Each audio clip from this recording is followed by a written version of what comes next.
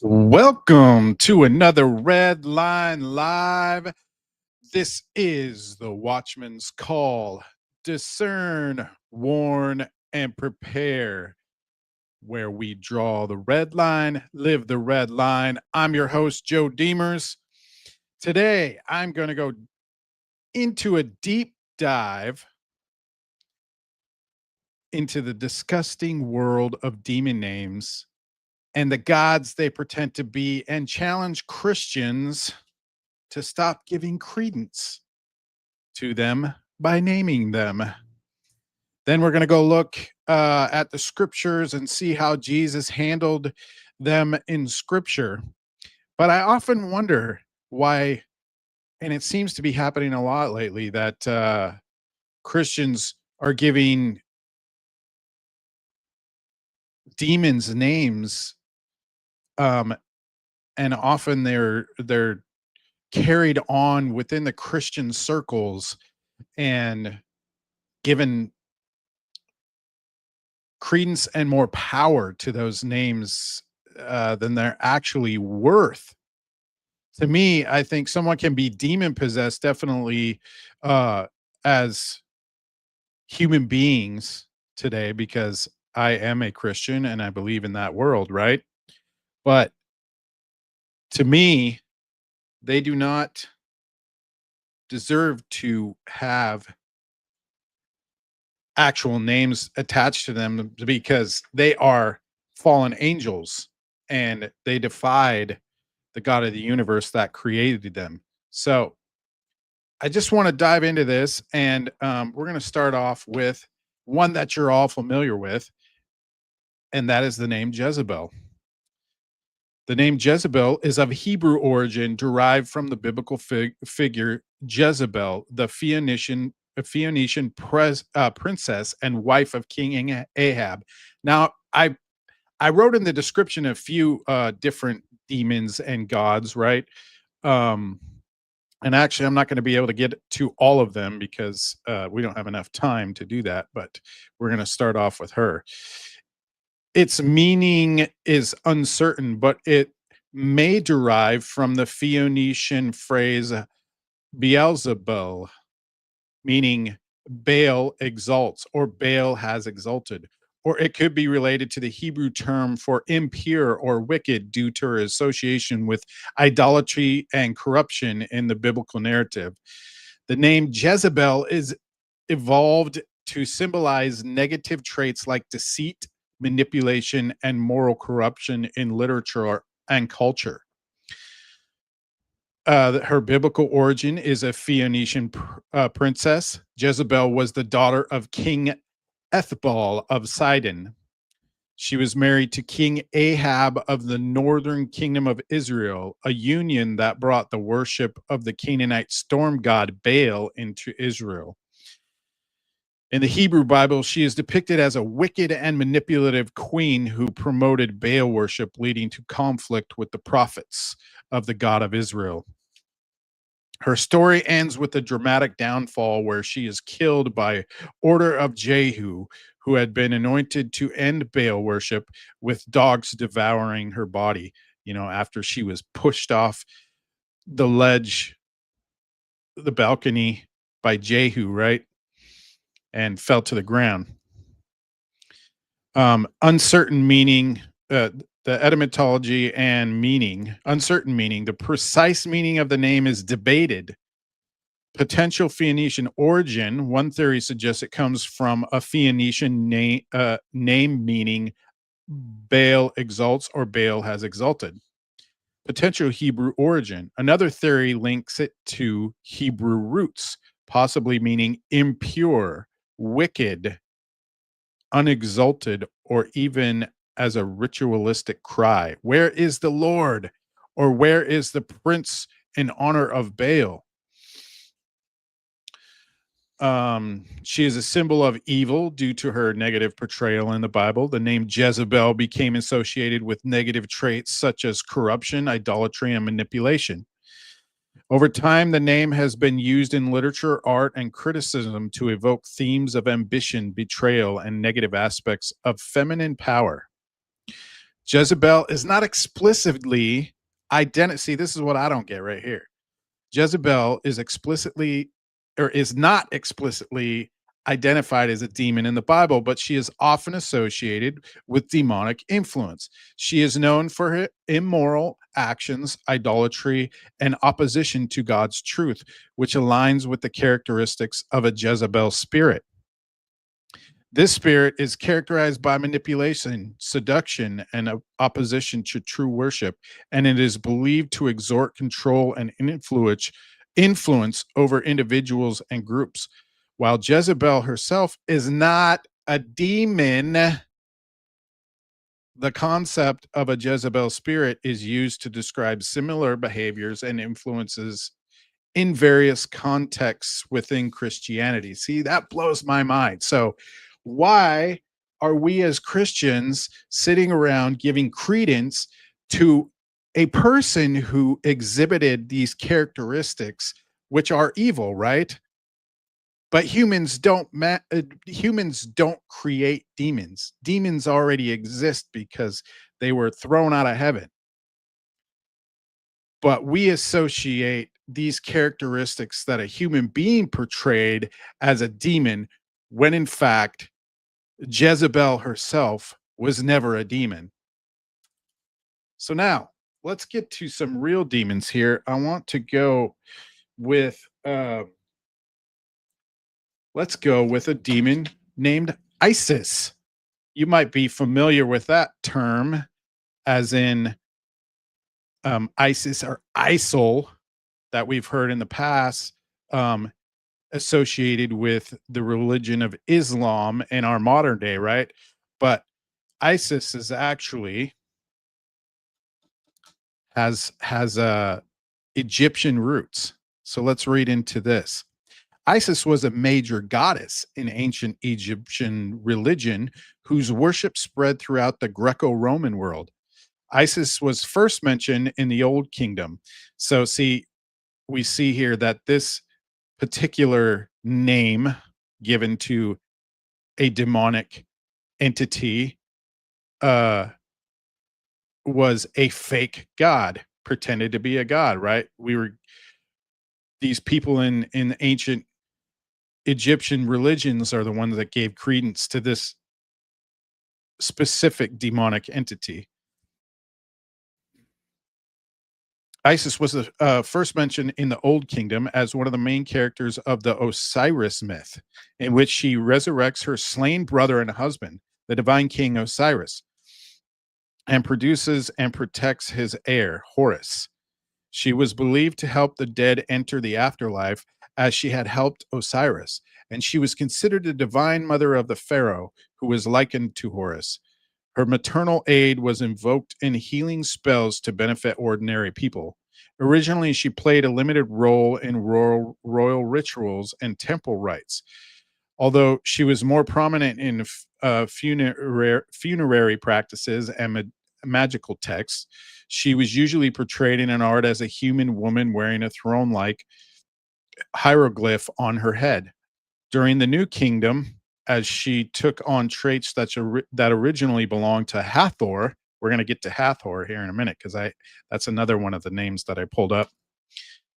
The preeminent goddess of earlier times, Isis was portrayed wearing Hathor's headdress, a sun disk between the horns of a cow.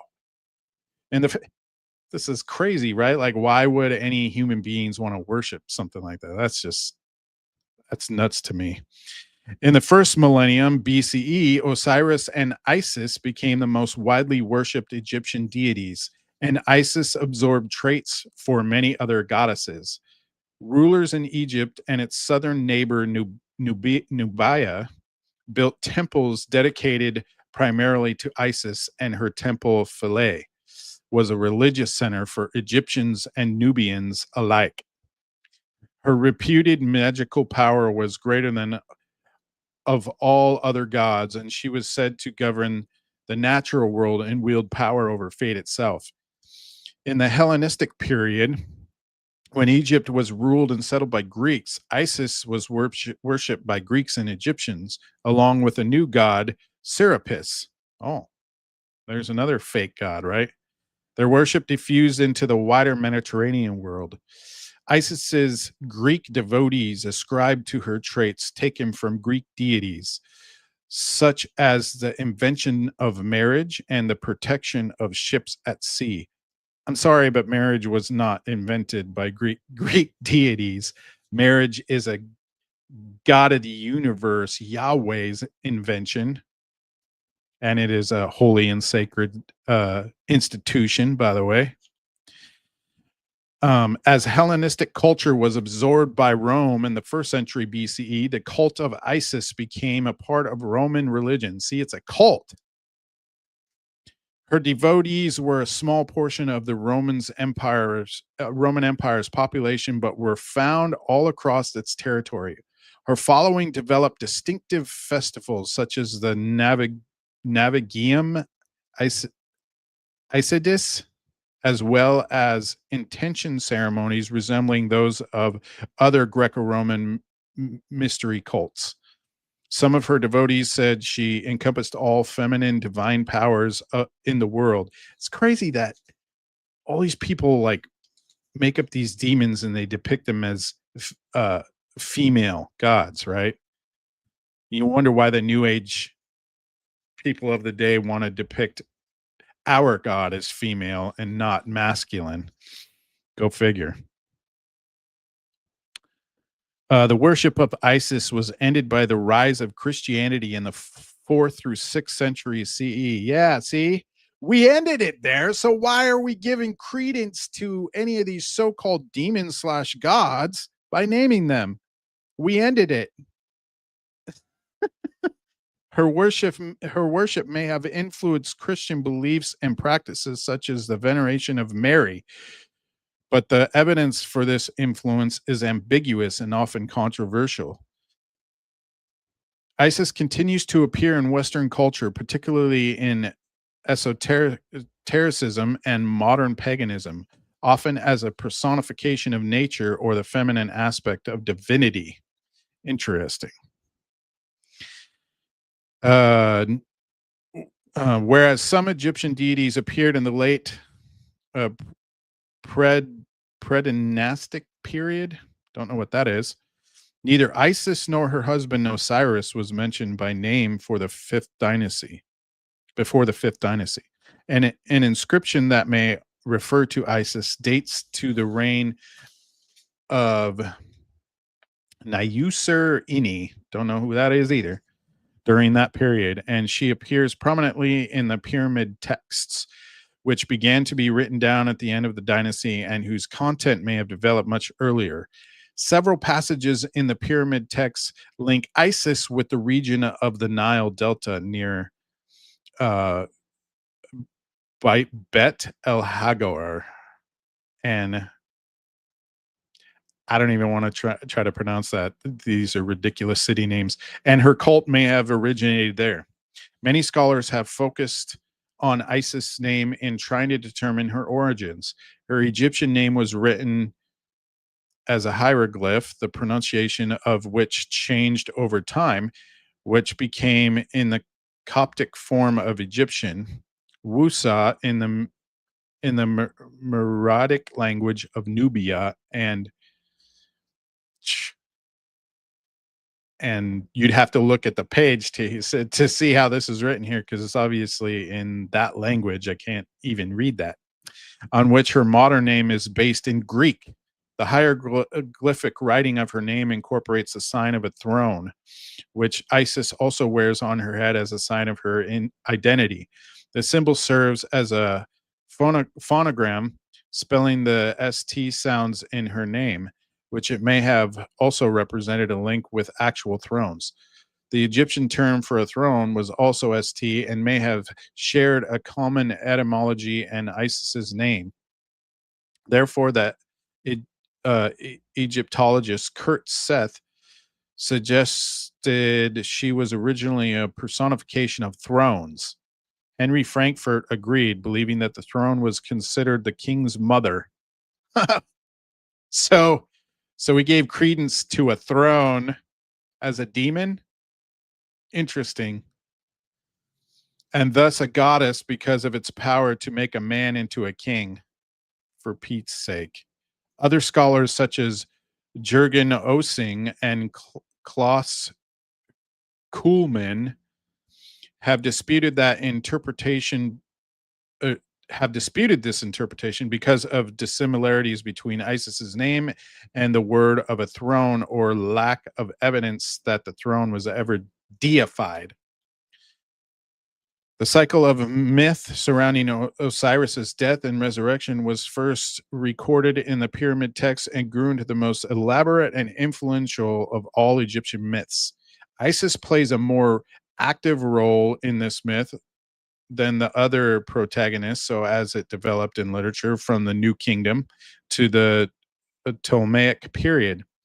She became the most complex literary character of all Egyptian deities. At the same time, she absorbed characteristics from many other goddesses, broadening her significance well beyond the Osiris myth. So there's some collaboration there. At least she absorbed a bunch of characteristics, and that's common of demons, right? Because another reason why I don't understand why we give credence to demons is because more than once biblically they're not just one, they're many, and we'll get into that here later. Isis is part of the Ennead of Heliopolis, a family of 9 deities descended from the creator god Atum or Ra. I'm sure you've seen um, different movies where they worship the god Ra, right? The all seeing eye. She and her siblings Osiris, Set, Nephthys are the last generation of the Ennead born to Geb, god of the earth, and Nut, goddess of the sky. Goddess of the sky is named Nut. Okay. The creator god, the world's original ruler, passes down his authority through the male generations of the Ennead so that Osiris becomes king. Isis, who is Osiris's wife as well as his sister, is his queen. Set kills Osiris and, in several versions of the story, dismembers his corpse. Yikes. Isis and Nephthys, along with other deities such as Anubis. Oh, we're familiar with that one, right? The black horse with the uh, thing around its neck. I think the Denver airport actually has Anubis um, standing up in the airport. Search for the pieces of their brother's body and reassemble it. Their efforts are the mythic prototype of mummification and other ancient Egyptian funerary practices. According to some texts, they must also protect Osiris's body from the further desecration by Set or his servants. Isis is the uh, epitome of a mourning widow. Her and her Nephthys love and grieve for their brother, help restore him to life, and does Isis's recitation of magical spells. Funerary texts contain speeches by Isis in which she expresses her sorrow at Osiris's death, her sexual desire for him, and even anger that he has left her. All these emotions play a part in his revival as they are meant to stir him into action. Finally, Isis restores a breath and life to Osiris's body, copulates with him, conceiving their son Horus. That's disgusting. After this point, Osiris lives on only in the Duat or underworld, but by producing a son and her to avenge his death and carry out funerary rites for him, Isis has ensured that her husband will endure in the afterlife. See, where do these people come up with these stories like this actually never happened? This whole story is completely made up. Isis's role in afterlife beliefs was based on that in the myth. See, it's a myth. She helped to restore the souls of deceased humans to wholeness as she had done for Osiris. Like other goddesses such as Hathor, she also acted as a mother to the deceased, providing protection and nourishment. Thus, like Hathor, she sometimes took the form of Ementet, Ementet, the goddess of the West, who well who welcomed and the deceased soul into the afterlife as her child. But for much of Egyptian history, male deities such as Osiris were believed to provide the regenerative powers, including sexual potency. That were crucial for rebirth. Isis was thought to merely assist by stimulating this power. Feminine divine powers become more important in afterlife beliefs in the late New Kingdom. Various Ptolemaic funerary texts emphasize that Isis took the active role in Horus's conception by sexually stimulating her inert husband. Some tomb decoration from the Roman period in Egypt depicts Isis in a central role in the afterlife, and a funerary text from that era suggests that women were thought able to join the uh, retinue of Isis and Neph- Nephthys in the afterlife. Oh my gosh, that is crazy. Okay, we're gonna move on from Isis, and we're gonna go over to Hathor, right? So Hathor was apparently Osiris and Isis's child. So Hathor, from the house of Horus, ancient Greek, Coptic, uh, Meoretic, was a major goddess in ancient Egypt religion who played a wide variety of roles. So their child was a female. Go figure. As a sky deity, she was the mother or consort of the sky god Horus and the sun god Ra, both of whom were connected with kingship, and thus she was the symbolic mother of their earthly representatives, the pharaohs. Oh, makes you makes you really question about the rulership of pharaohs back in the day, huh? She was one of several goddesses who acted as the Eye of Ra, Ra's feminine counterpart, and in this form, she had a vengeful aspect that protected him from his enemies. And her beneficent side represented music, dance, joy, love, sexuality, and maternal care, and she acted as the consort of several male deities and the mother of their sons. These two aspects of the goddess exemplified the Egyptian conception of femininity. Hathor crossed boundaries between worlds, helping deceased souls in the transition of the afterlife. So basically, supposedly took after what her mother was doing, Isis. Hathor was often depicted as a cow. So we got an interdimensional cow that's going in between realms saving souls, people. That's the kind of God you want to worship, right? OMG. Symbolizing her maternal and celestial aspect, although her most common form was a woman wearing a headdress of cow horns and a sun disk. She could also be represented as a lioness, a cobra, and a sycamore tree. Cattle goddesses, similar to Hathor, were portrayed in Egyptian art in the 4th millennium BC, but she may not have appeared until the Old Kingdom. With a patronage of Old Kingdom rulers, she became one of Egyptian's most important deities. More temples were dedicated to her than to any other goddess. Her most prominent temple was Dendera in Upper Egypt. She was also worshipped in the temples of her male consorts. The Egyptians connected her with foreign lands such as the Nubian and Canaan and their valuable goods such as incense and semi precious stones, and some of the peoples in those lands adopted her worship. In Egypt, she was one of the deities commonly invoked in private prayers and votive offerings, particularly by women desiring children. During the New Kingdom, goddesses such as Mut and Isis encroached on Hathor's position in royal ideology, but she remained one of the most widely worshipped deities. That's weird. I thought Isis said that Hathor was their child. Interesting. Um, After the end of the New Kingdom, Hathor was increasingly overshadowed by Isis, but she continued to be venerated until the extinction of ancient Egyptian religion in the early centuries AD. Images of cattle appear frequently in the artwork of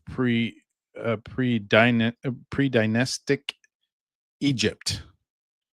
Well, they carry on today in modern Hinduism, but Hindus actually worship several different animals. Kind of crazy. As do images of women with upraised, curved arms, reminiscent of the shape of bovine horns. Both types of imagery must represent goddesses connected with cattle. Cows are venerated in many cultures, including ancient Egypt, as symbols of motherhood and nourishment, because they care for their calves and provide humans with milk. Oh boy.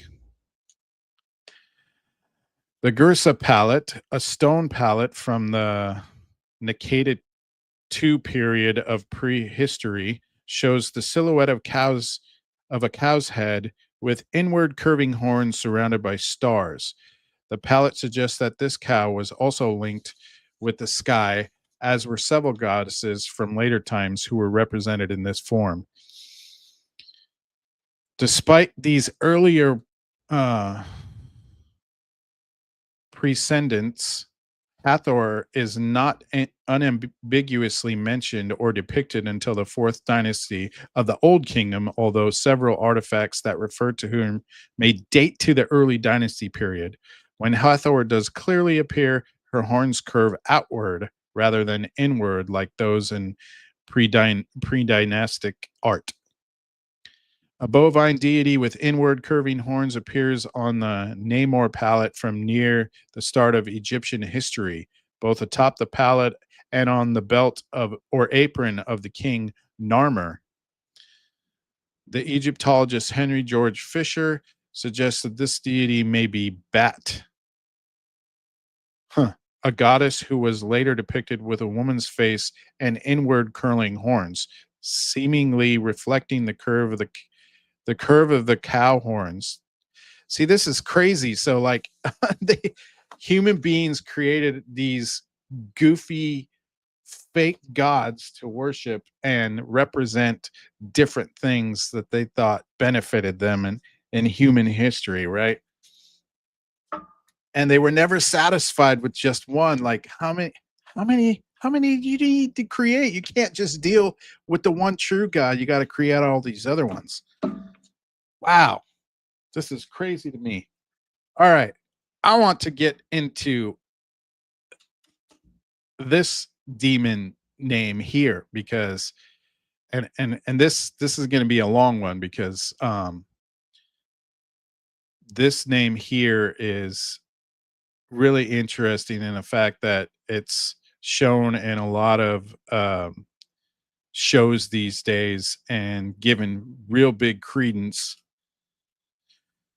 across the spectrum, and that name is Lilith, also spelled Lilith or Lilitu or Lilith, is a feminine figure, another female, go figure, in Mesopotamian and Jewish mythology, theorized to be the first wife of Adam. What? Who knew that Adam had a first wife, right? I thought it was just Eve. Apparently, he was married before Eve and had Lilith, except that's contradictory to the Bible, right? Because Eve was created from Adam out of his rib. Interesting. And a primordial she demon, Lilith is cited as having been banished from the Garden of Eden for disobeying Adam. The original Hebrew word from which the name Lilith is taken is in the biblical Hebrew in the book of Isaiah. Though Lilith herself is not mentioned in any biblical text, go figure, in late antiquity and Mandean, the Jewish sources from 500 AD onward, Lilith appears in his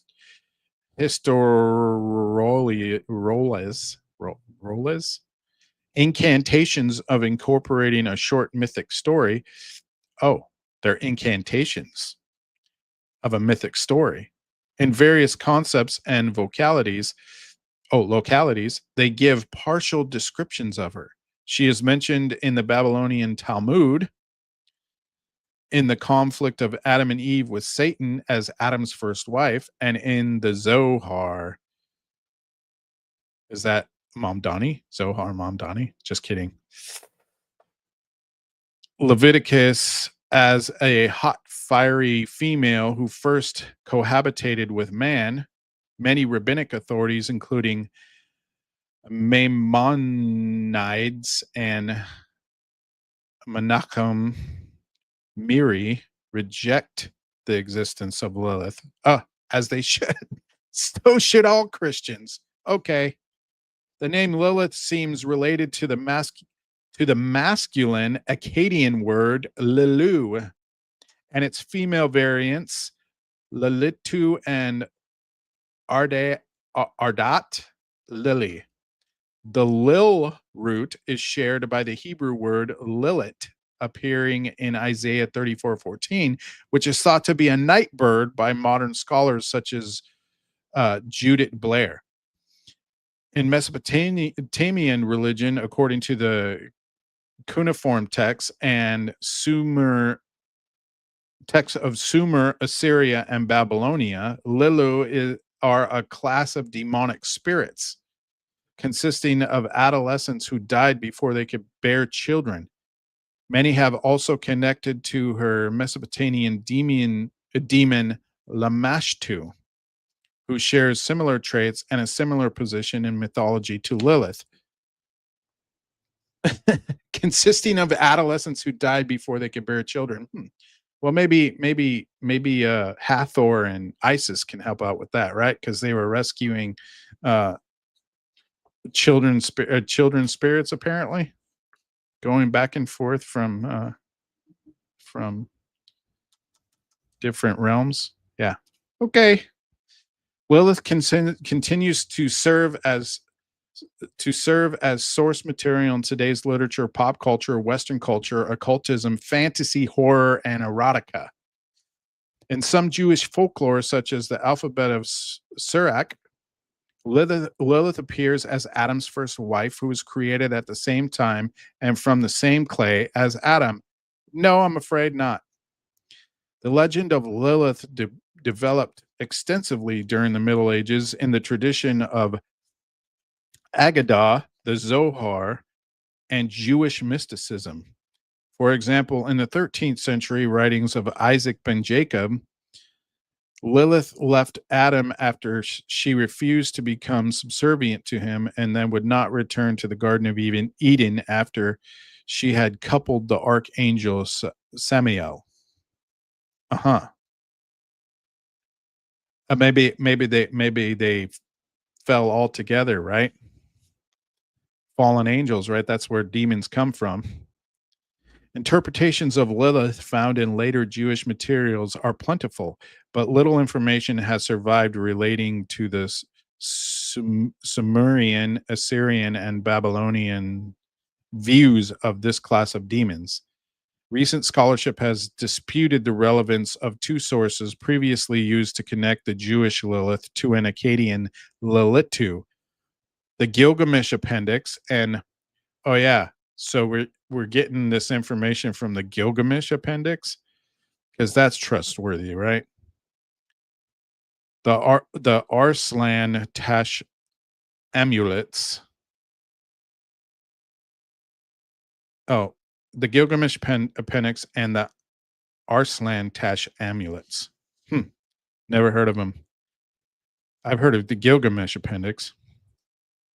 In contrast, some scholars, such as Lowell Handy, hold the view that though Lilith derives from Mesopotamian demonology, evidence of the Hebrew Lilith being present in the sources frequently cited, the Sumerian Gilgamesh fragment and the Sumerian incantation from Arslan Tash being two, is scant if present at all. Yeah, go figure. In Hebrew language texts, the term Lilith or Lilith, translated as night creatures, night monster, night hag, or screech owl, first occurs in a list of animals in Isaiah 34. The Isaiah 34:14 Lilith reference does not appear in most common Bible translations, such as the King James Version and the New American, the NIV. New International Version. That's what it is. Commentators and interpreters have often envisioned the figure of Lilith as a dangerous demon of the night who is sexually wanton and who steals babies in the darkness.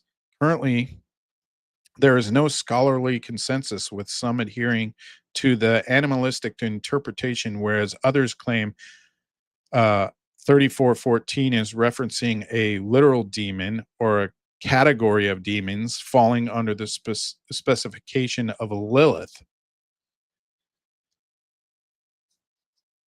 But Lilith in the Hebrew literally means night creatures or night monsters or night hag or screech owl. Interesting. Unless you believe in the Akkadian language, which refers to demons. Wow. This is this is really out there. You really have to do some mental gymnastics to get here.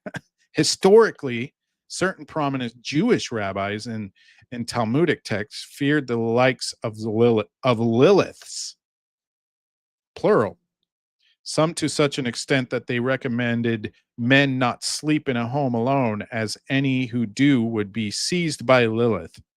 Jewish incantation bowls and amulets from Mesopotamia from the 1st to the 8th centuries identify Lilith as a female demon and provide the first visual depictions of her. The said amulets were often symbolic divorce papers warding off a given Lilith that was thought to be haunting one's house or family. Sounds like an unwanted wife to me. Wow.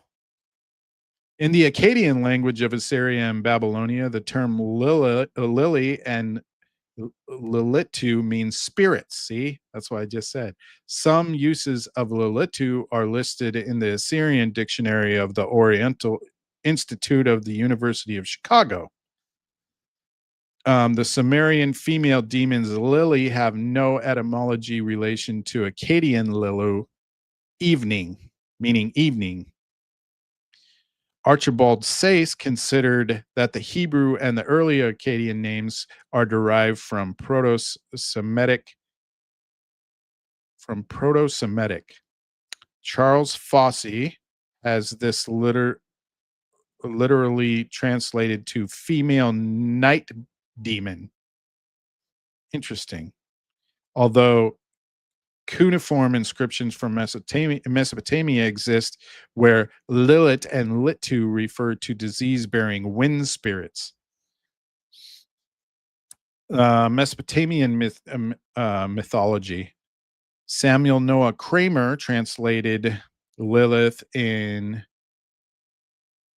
the Epic of Gilgamesh, dated back to 600 BC, is not part of the Epic of Tablet 12. Oh, it's Tablet 12 of the Epic of Gilgamesh.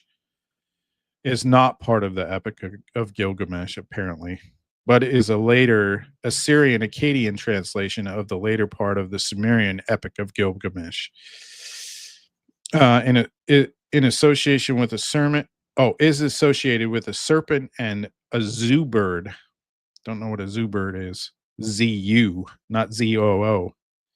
In Gilgamesh and Kiddu and the Netherworld, Halupu tree grows in Inanna's garden in Uruk, whose wood she plans to use to build a throne. After 10 years of growth, she comes to harvest it and finds a serpent living at its base, a zoo bird raising young in its crown, and that whatever, I can't pronounce that, made a house in its trunk. So we had animals living in her possessions. I think that's what happens when you abandon something, right? Gilgamesh is said to have killed the snake, and then the zoo bird flew away to the mountains with its young, while the whatever fearfully destroys its house and runs for the forest. The key Siki Lil Lal Key. I don't even know. Some crazy creature, apparently. Identification of the key Sikililaki as Lilith is stated in the Dictionary of Deities and Demons in the Bible, 1999. Suggested translations for the tablet 12 spirit in the tree included as sacred as a sacred place, Lil as spirit, and Lil Laki as water spirit, but also simply owl. Okay. Given that the Lil is building a home in the trunk of the tree, a connection between the Gilgamesh and the Jewish Lilith was rejected on textual grounds by Sergio Rabiniki. Whatever. The bird-footed woman in the Bernie relief. Kramer's translation of the Gilgamesh fragment was used by Henry Frankfurt to support identification of a woman with wings and bird feet in the disputed Bernie relief as related to Lilith. Frankfurt and Kraling identified the figure in the relief with Lilith. Today, the identification of the Bernie relief with Lilith is questioned. Modern research has identified the figure as one of the main goddesses of the Mesopotamian pantheons, most probably Ereshkigal. But the figure is more generally identified as the goddess of love and war. Thorkild Jacobson identified the figure as Inanna in an analysis based on the existence of symbols and attributes commonly recognized to the goddess on textual evidence. Lamashtu, many have alternatively drawn connections between Lilith and the Mesopotamian demon Lamashtu due to their similar position and traits in both mythologies. See, so we got connections of multiple at one time instead of just one, right? In the Hebrew Bible, the word Lilith only appears once in the Hebrew Bible in a prophecy regarding the fate of Edom. Most other nouns in this list appear more than once and thus are better documented, with the exception of another hapex legomenon, the word gippaz. The reading of scholars and translators is often guided by a decision about the complete list of 8 creatures as a whole. Quoting from Isaiah 34, her nobles shall be no more, nor shall kings be proclaimed there. All her princes are gone. Her castle shall be overgrown with thorns, her fortresses with thistles and briars. She shall become an abode for jackals and a haunt of ostriches. Wildcats shall meet with desert beasts. Satyrs shall call to one another. There shall the Lilith repose and find for herself a place to rest. There the hoot owl shall nest and lay eggs, hatch them out and gather them in her shadow. There shall the kites assemble, none shall be missing its mate. Look in the book of the Lord and read. No one of these shall be lacking, for the mouth of the Lord has ordered it, and his spirit shall gather them there. It is he who cast a lot for them, and with his hands he marks off their shares of her. They shall possess her forever and dwell there from generation to generation. So that's what the Bible reads in that version. Um, the Masoretic text says in Hebrew, and shall meet wildcats with jackals. The goat he calls his fellow. Lilith, she rests and she finds rest. There she shall nest the great owl, and she lays eggs, and she hatches, and she gathers under her shadow. Hawks also they gather, every one with its mate.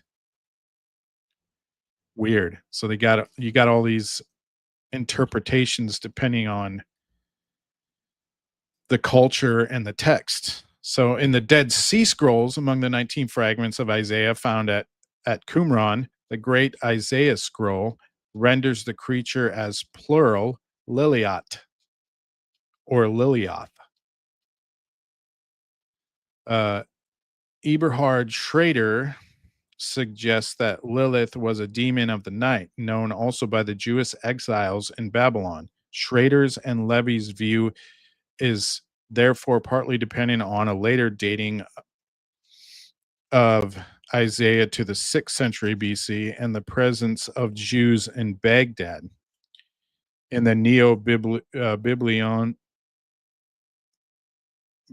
in the Neo-Babylonian Empire, excuse me, which would coincide with the possible references to the Lilith in Babylonian demonology. However, this view is challenged by Judith Blair, who argues the context indicates unclean animals. Anyways, it goes on to show all of these Bible versions and how they interpreted the word Lilith, right? But basically, Lilith is a Jewish mythical entity that they equate to a demon who, when you translate the actual name, could mean it's some sort of night creature, right? Like actual night creature, owl, whatever. So that's crazy to me. Like, we're giving credence to these mythical creatures as demons, and we don't even know for sure. Like, so now I want to look at how Jesus handles these so-called demons biblically, right? And he never actually calls any demons any names. There's one instance where he refers to Beelzebul, but I'm going to read that for you. And in its context, you'll see that he's not actually giving the demon any credence there. It's he's saying this is what people will say you are in this context. And that's how he explains it in there. So you'll see how he handles this there. But I want to read to so basically, what are demons? Demons are malevolent beings that are able to travel within the transcendent dominion, like right here on Earth, right? This is our dimension. While there are different names of demons provided by different traditions, including the Bible, like I just read you, one thing remains the same. Demons are not good beings. They never come with good intent. The most alarming characteristic they hold is how they are able to manipulate humans, and to do that, they often test a person's faith in God. Actually, demons have no direct power over us like God does. If they did, we would all have been attacked by now. But since they do not have the power to directly control us, they manipulate us. Demons tend to torment people through possessing them or by provoking visions that can induce people to sin. They try to tempt people into abandoning the faith, commit heresy, and turn towards idols. So I'm going to open my Bible app here because I want to get to a couple of different scriptures so we can see how Jesus handles this. But the characteristics of demons, the different names of demons, general characteristics should be introduced first. As stated earlier, demons are not one, they are many. Here are the dangerous characteristics demons possess that we as Christians should keep an eye for. Um, and I want to skip over because due to time, I want to get to the main crux of this. So demons pretend they are gods. And I think that's one of the important things to recognize, because if we don't, we just give credence to any name of a demon, right? So demons they pretend to be gods, and gods that they've held as gods in the past in our history, in all different cultures, including Jewish ones, are fake. And we see that Elijah comes out and he challenges the people of the time who say that their gods are the God, right? And we see by reading that story that none of their gods answer. Only the one true God does. Demons are not gods and they never will be, but they have uh, the ability to trick humans into thinking demons are equal to or are gods. These actions and beliefs are seen in the lives of the pagans. These pagans believe that they are offering their blood and sacrifice to God, when really they are being tricked into worshiping a fake God. This fake God is a product of demons. If people are distracted away from God's word, these demons can lurk and deceive us into worshiping them. This is why there is a great emphasis opposing paganism in the Bible. Um, Names of demons in the Bible. Here we go. They're not actually names, though. Check this out: flesh, devil, world, and enemy are some of the terms used to refer to demons. However, the Bible has few names of demons that are addressed, and some Jesus even spoke to. Demons are plural. They can, just like today, like they're totally our culture trying to turn into um, we have to accept pronouns like we, they, them, right? That's exactly what demons are in the Bible. They're plural. They come in levels with different purposes. So, like everyone, they each have their own names. They are fallen angels, after all. However, there are demons with specific. I lost my other page.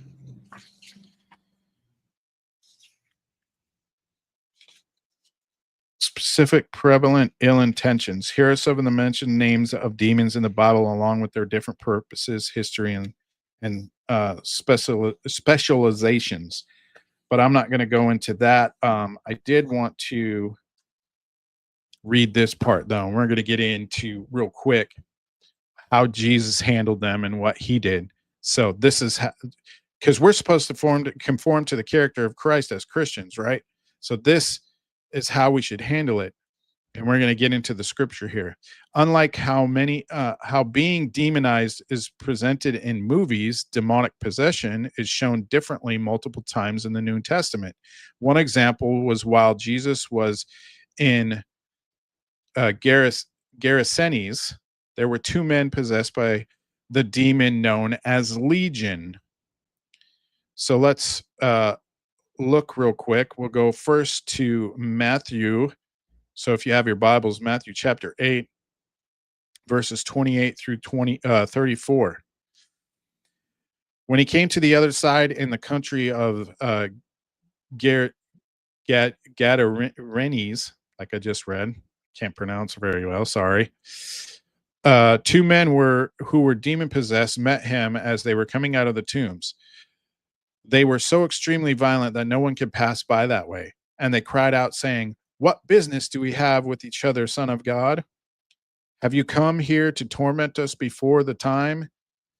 Now there was a herd of many swine feeding at a distance from them. The demons began to entreat him, saying, "If you are going to cast us out, send us into the herd of swine." And he said to them, "Go." See, he didn't say, "Hey, what's your name?" He does that later, but the demons never The demons never recognize themselves on an individual basis. You'll see that here in a minute. And they come out and went into the swine, and the whole herd rushed down the steep bank into the sea and perished into the waters. That's another interesting fact. So Jesus casts them into animals, right? Pigs. The interesting thing about that is everybody who's come up with demon names when they're translated um, and interpreted in different languages, they often represent animals. Go figure. But we can be possessed too. All right, let's so 34. I won't read the rest of that. We'll jump over to Mark chapter 5 and verses 1 through 20. They came to the other side of the sea into the country of the Gerasenes. When he got out of the boat, immediately a man from the tombs with an unclean spirit met him. See, an unclean spirit. It's not even referenced as a demon at that point. And he had his dwelling among the tombs, and no one was able to bind him anymore, even with a chain, because he had often been bound with shackles and chains, and the chains had been torn apart by him, and the shackles broken in pieces, and no one was strong enough to subdue him. Constantly, night and day, he was screaming among the tombs and in the mountains, and gashing himself with stones.